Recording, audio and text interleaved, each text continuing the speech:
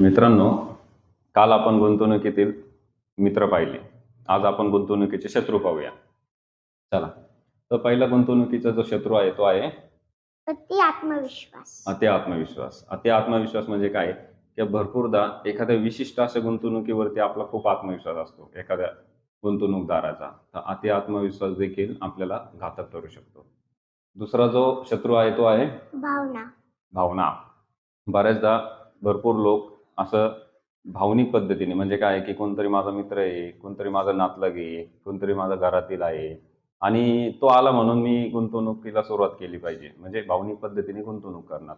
हेही चुकीचं आहे. त्यानंतर तिसरा जो शत्रू आहे तो आहे लोभ.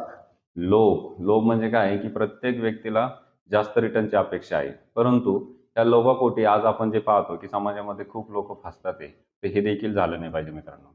त्यानंतर जो चौथा मित्र आहे तो आहे विलंब.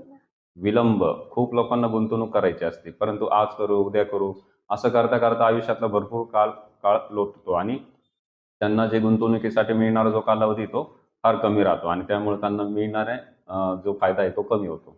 त्यानंतर जो पाचवा जो शत्रू आहे तो आहे इतरांचे इतरांचे अनुकरण. इतरांचे अनुकरण. म्हणजे काय आहे की कुणीतरी केले दुसऱ्यांनी, आजूबाजूच्यांनी केलंय म्हणून मीही केलं पाहिजे, नाही का? तर हे देखील चुकीचं आहे. मला त्या गुंतवणुकीबाबत व्यवस्थित ज्ञान असलं पाहिजे आणि त्यानंतरच मी गुंतवणूक केली पाहिजे. चला, धन्यवाद मित्रांनो.